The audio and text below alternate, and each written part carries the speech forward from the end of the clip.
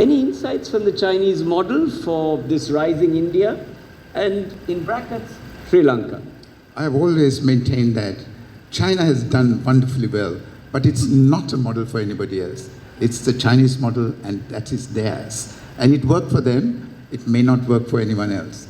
There are good lessons to be learned. So why is it so specific to China, and why can't we just take the bits and use it in our own development?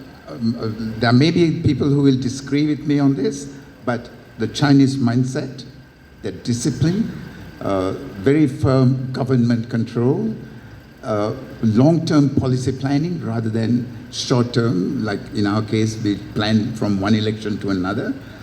So all these things combine. And also there is a sense of historical hurt in China, which they have not got over yet. They talk about 100 years of humiliation, and they always are focused on doing something about the 100 years of humiliation and getting over that and getting their own back.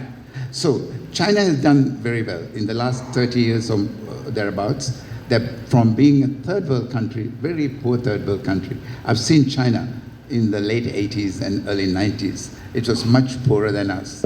But today, it's the second biggest economic power in the world, and possibly the first by 2028.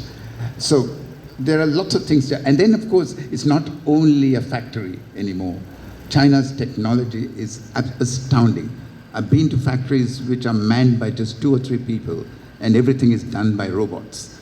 And it's not only in the big cities, but in distant communities as well. So if someone thinks that simply because sanctions will stop China from exporting and its prosperity will stall as a result, I think they're in a daydream, because China has the technology now. You need to get into one of their fast trains to work this out. They just produced their first wide-bodied aeroplane. Their satellites circle the globe. They spy on, according to reports, on other people. And their spacecraft are roaming around Mars. This was unthinkable just 15 years ago.